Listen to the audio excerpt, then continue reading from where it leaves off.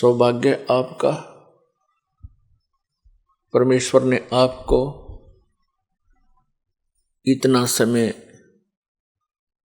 परमात्मा की चर्चा सुनने के लिए दिया। परमेश्वर कबीर जी ये हमारे सभी के पिता हैं, हमारे जनक हैं, हमें उत्पन्न करने वाले हैं। और हम यहाँ आगे इस काल के जाल में, काल के लोक में हमसे बड़ी भारी भूल बनी और अपने किए का दंड आज तक हम भोग रहे हैं। अपने पैर पे हमने स्वयं कुहाड़ा मार रखा है। अब वो दयालु परमात्मा हमारे लिए भटक रहे हैं, यहाँ आते हैं, अपना ज्ञान कराना चाहते हैं, हमें ये बताना चाहते हैं कि आप यहाँ के वासी नहीं हो, ये लोक ठीक नहीं है, यहाँ आप स्थायी नहीं हो। लेकिन आप जी ने इसका कोई विकल्प नजर आया नहीं। आप जी ने इसी व्यवस्था को अंतिम मान के, इसी की अपनी मर्यादा बना के और यहाँ जन्मते मरते रहते हो, कष्ट पे कष्ट उठाते रहते हो। और कोई भी व्यक्ति नहीं चाहता मैं दुखी हूं, कोई नहीं चाहता मेरी मृत्यु हो, कोई नहीं चाहता मैं वृद्ध हूं, और सारा कुछ हो रहा है। हम देख भी रहे हैं कि सभी वृद्ध हो रहे हैं, सबकी मृत्यु हो रही है और कष्ट भी हो रहे हैं, और फिर भी हम ये सोचते हैं हमें नहीं होने चाहिए। ये अच्छे से नहीं लगते। वृद्धावस्था सबसे बड़ा कहर है इस प्राणी के ऊपर। और जो परमात्मा कबीर जी की शरण में आ जाते हैं, इस दयालु भगवान की भक्ति से इनको बहुत सहारा मिलता है। वृद्धावस्था में शरीर में रोग कम होते हैं और परमात्मा की भक्ति के सहारे इनका शरीर ठीक चलता रहता है। और जो परमात्मा कबीर जी की शरण में नहीं आते हैं, वो वृद्धावस्था के अंदर एक महान कष्ट को भोगते हैं। हम रोगी हो जाएं तो भी हम स्वीकार कर रहे हैं, और वृद्ध हो जाएं तो भी हम कोई दिक्कत नहीं। लेकिन जब मृत्यु का टाइम आता है, मृत्यु का नंबर आता है, तब हमें अच्छा नहीं लगता। क्योंकि मुश्किल से सारा जीवन लग के तो एक परिवार बनाया, फिर एक घर बनाया, करीब चालन की तैयारी होगी। बताइए कोई सांग होया? ये क्या व्यवस्था, खा के ये व्यवस्था, और ये पता ये कंपलसरी होगा। तो इसका कारण क्या है? हम चाहे कितने दुखी हैं, मृत्यु नहीं चाहते। क्यों नहीं चाहते? क्योंकि ये कोई बढ़िया बात थोड़ी है, सारा जीवन ये जोड़ जाड़ कर बनावा, सेटिंग सी करें, इतना मृत्यु हो जाती है। क्यों नहीं चाहते? क्योंकि हम ऐसे लोक से आए हैं जहां मृत्यु नहीं होती थी, जहां वृद्धावस्था नहीं होती थी, जहां पर हमारी बॉडी में कोई रोग नहीं होता था। इसलिए हमें वो बातें पक्की याद हैं, आभास है कि ऐसा नहीं होना चाहिए। तो वो उसी लोक में होगा जाकर के, यहां तो ऐसा ही होगा। कबीर साहब कहते हैं, साथी हमारे चले गए, हम भी चालन हारे, कोई कागज में बाकी रह रही, तातें लगी है वार।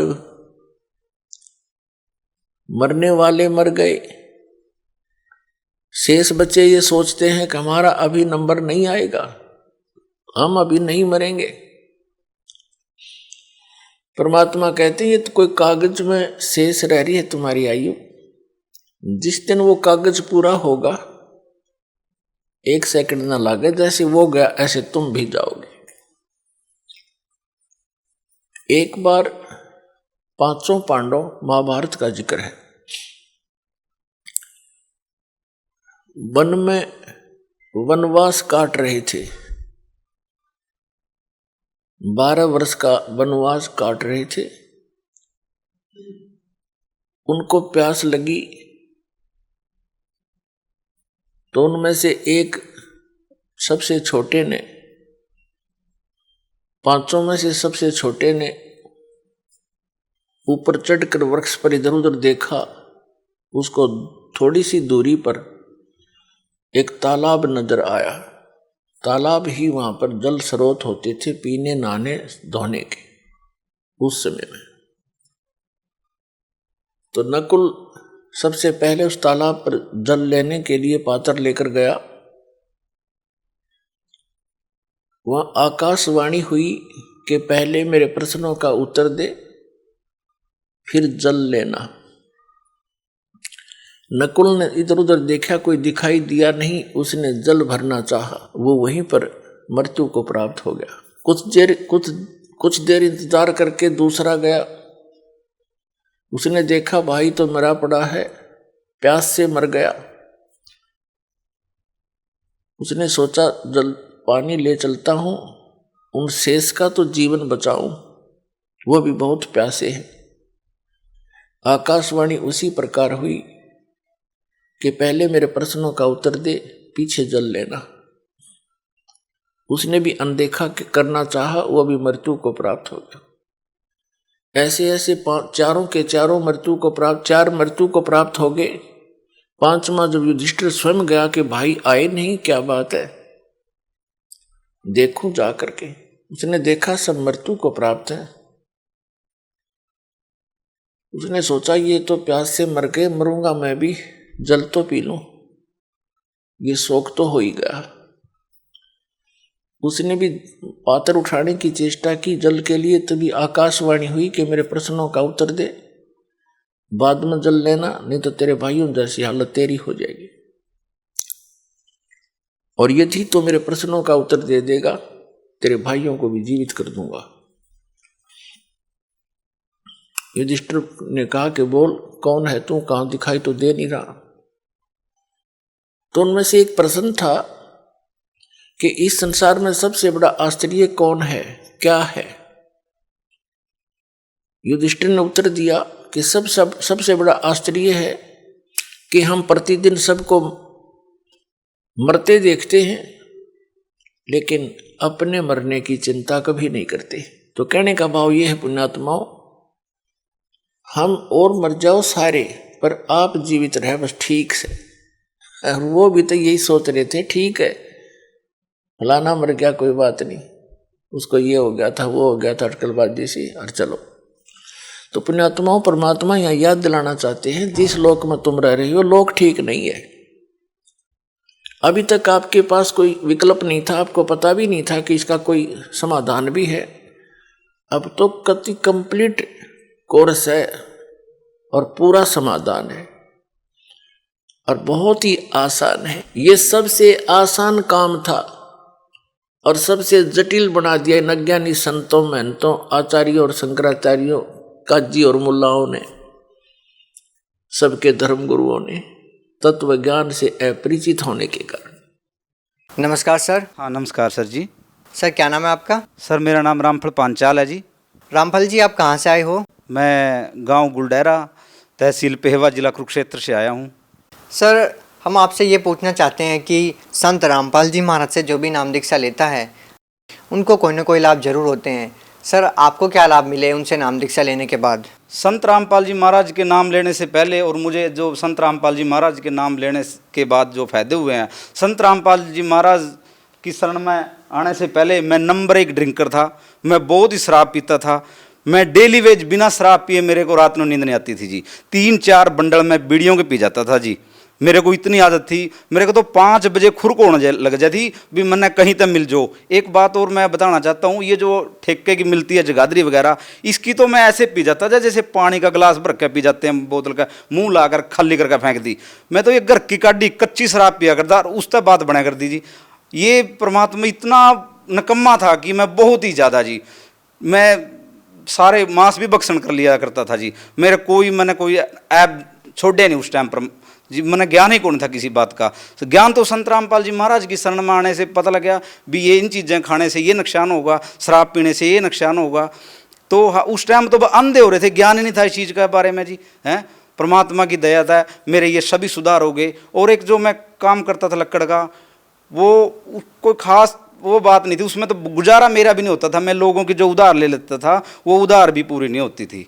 बस मेरे के मैंने कहा 2000 रुपये किसी से उधार लिए, वो भी 1 साल नहीं उतरने। घर का गुजारा तो बहुत दूर की। मेरी इतनी स्थिति डाउन थी कि मेरे घर जो कि कोई प्राहुणा, कोई रिश्तेदार आ जाए ना, कोई मेहमान, मंजा बैठने के लिए नहीं था। बहुत ही खस्ता हालत थी मेरी तो जी, बहुत ज़्यादा बुरा हाल। तो जब से मैंने संत रामपाल जी महाराज का शरणा लिया, सतगुरु ने मेरे ऊपर बड़ी मेहर करी। आज मैंने गांव छोड़कर शहर में अपना व्यवसाय बना लिया है। शहर में मेरी अपनी दुकान है। सतगुरु रामपाल जी महाराज ने ही दुकान का नामकरण कराया। सतगुरु आल would workers, tehsil road Pewa, मेरा अपना लक्कड़ का काम है। संत रामपाल जी महाराज की दया है, मैंने अपने शहर में अपना मकान बना लिया, अपनी दुकान है। और एक मकान अभी पीछे से एक प्लाट और संत रामपाल जी महाराज की दया था, खाली प्लाट लेकर उसमें भी मकान बनाया। और जी संत रामपाल जी महाराज की दया है, बहुत लाभ हुए हैं जी। जब मैं संत रामपाल जी महाराज की शरण में नहीं था, मेरे को कोई जितने भी शहर के दुकानदार हैं, ये होलसेलर लक्कड़ वाले बैठे हैं, मेरे को कोई 10 रुपये की उधार नहीं देवे था। मैंने जब ये दुकान करी, संत रामपाल जी महाराज से नाम लिया, तो मैंने गुरुदेव से प्रार्थना, संत रामपाल जी महाराज से प्रार्थना लगाई, गुरुदेव मैंने दुकान तो शहर में कर ली है, लेकिन मेरे पास पैसा नहीं है सर, गुरुजी मैं पैसे बिना काम कैसे चलेगा। तो गुरुजी ने हंस कर मेरे सिर पर हाथ धर दिया। गुरुजी कहने लगे, बेटा जहाँ मर्जी से सामान ले लिए, तेना कोई मना नहीं करता। तो आज परमात्मा की इतनी मेहर है, मैं यदि किसी ने फ़ोन भी कर दूँ ना दुकानदार ने भी मेरे पास 50,000 गया, 1 लाख की 2 लाख का लक्कड़ भेज दो, वो भेज देंगे जी। वही नहीं पूछने भी रामफल बस मंगाई है, भेजो भाई फटते सी। तो इतनी परमात्मा की मेहर है। तो एक संत रामपाल जी महाराज का एक लाभ हो रहा, मैं आपको गिनाना चाहता हूँ जी। और जी संत रामपाल जी महाराज की शरण में आने से पहले जो मेरा बड़ा बच्चा हुआ, तो वो करनाल में ले गए थे हम। मेरा इतनी स्थिति कमज़ोर थी उस टाइम, मैंने नाम नहीं ले रखा था। वहाँ मेरे सौरे वहाँ ले गए उन्हें करनाल जी। वहाँ करनाल सरकारी हॉस्पिटल में चेक कराई उनको, मेरे घर वाली को। तो नर्स ने कहा अभी इस बच्चा होने के 2 घंटे बाद इसको एक इंजेक्शन लगेगा जो कि 2000 रुपये का लगेगा। तो मेरे पास तो 2 रुपये भी को नहीं थे, मैं 2000 का इंजेक्शन कहाँ तक लगवांदा जी। मैंने वो इंजेक्शन मेरे पर नहीं लगा जी। तो ऐसे ही फिर 4 साल मान ले बाद बच्चा गर्भ ठहरा तो ख़राब हो जाता, गर्भ ठहरा ख़राब हो जाता जी, गर्भ नहीं रुका था। तो आज परमात्मा की दया है, मेरे पे एक 5 साल का बच्चा है। तो मालिक ने आज 2 बच्चे ठीक ठाक हैं, मालिक की दया है। धन्यवाद जी। सत साहेब।